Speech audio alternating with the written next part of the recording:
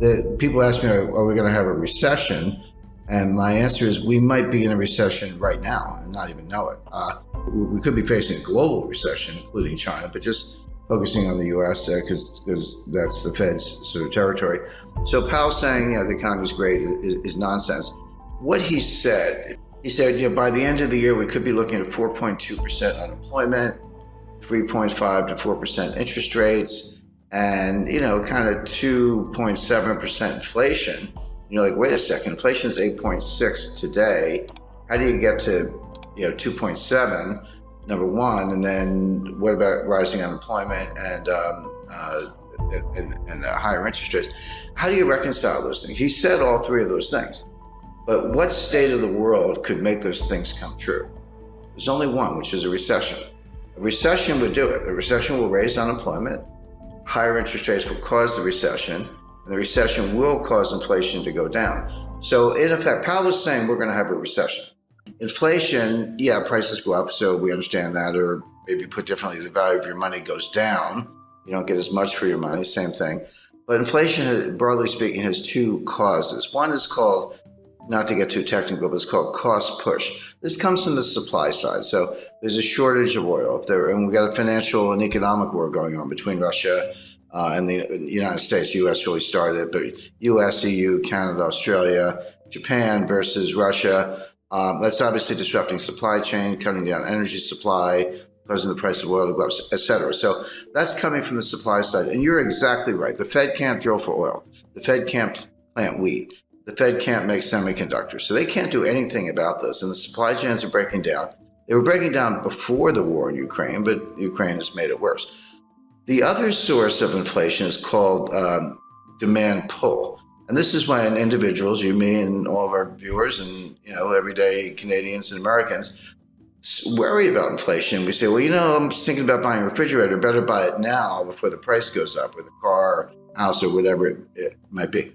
They're different, but they affect each other. When the cost push inflation from the supply side has enough effect, there's a tipping point or critical threshold in psychology. We say, maybe it is out of control. I better go buy some stuff. Then the velocity of money goes up, and then you get inflation. So the Fed can't do anything about cost push. They can't do anything about the price of oil, and you're right about that.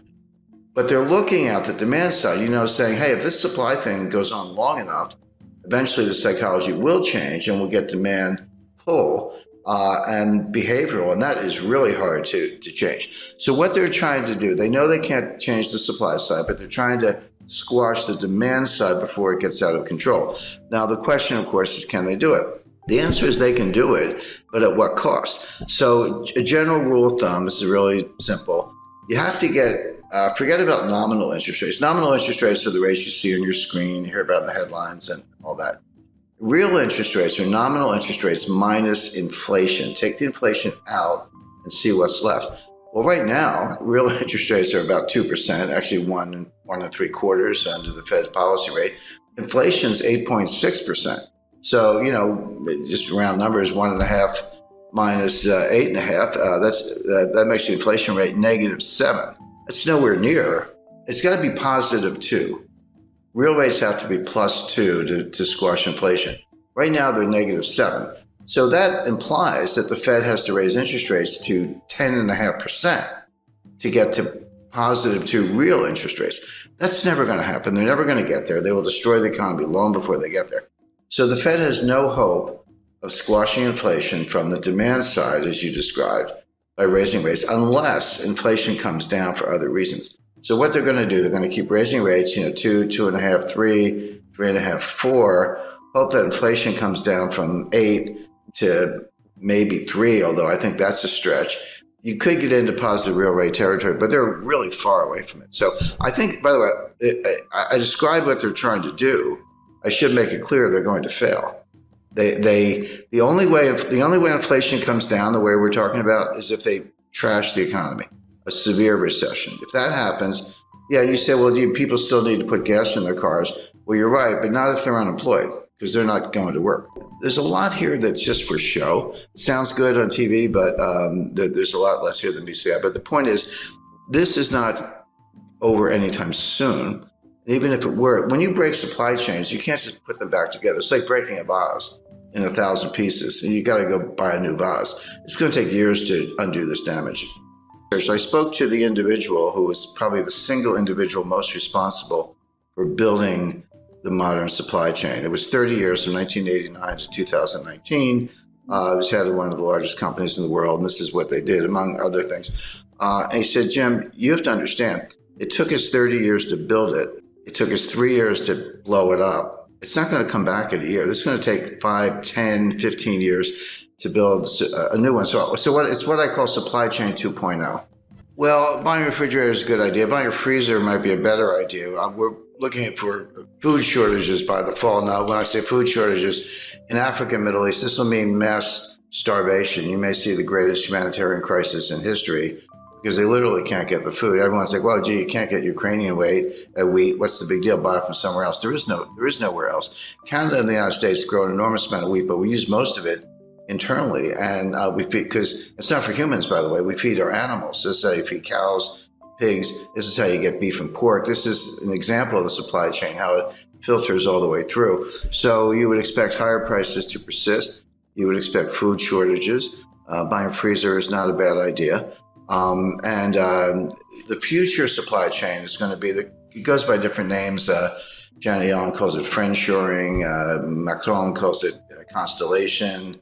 I call it a college of nations, but basically we'll have supply chains and trade, but it'll be sort of members only. So US, Canada, Australia, Europe, others, Japan, will be invited to join, but not China. Russia is going to be in the waiting room for a while. We should be better allies with Russia, but the Democrats in the United States have pretty much made that impossible, at least for the short run.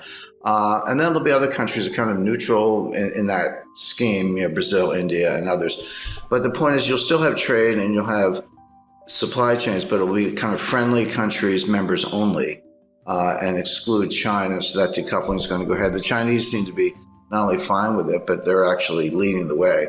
Semiconductor manufacturing is moving back to the United States. The 20 billion of new semiconductor plants from Intel. Why is Taiwan Semiconductor spending over $5 billion to build new semiconductor fabrication plants in the United States? Well, obviously because they're worried about China. We're reshuffling the deck, but none of this stuff is easy. Semiconductor plants take 5 years to build. A new refinery, forget it. That's like 7 to 10 years. We haven't had one in the United States since 1977. So it's going to take a while to do all this. Well, we can do it. So if I said we're definitely going to have inflation, you would know what to do. You'd buy gold, hard assets, land, silver, treasury notes, government bonds, etc. If I said we're definitely going to have deflation, you would also know what to do. You would reduce leverage. You would have more cash, and there are other assets you could go into. The problem is we could have both. There's no question we have inflation right now. It's front and center. But if the Fed squashes it and causes a recession or worse, you could flip to deflation very quickly. So this is going to sound like an obvious statement. What you want is diversification. Sounds obvious, but most people don't know what diversification is. I see people, I've got 50 stocks in 10 different sectors. I'm highly diversified. I'm like, no, you're not. You have one asset class called stocks. Real diversification, have a slice of stocks, gold, real estate, cash. Agriculture is a good investment. Energy, forget the Green New Scam. That's a joke. Oil and natural gas are going to be around for a long time.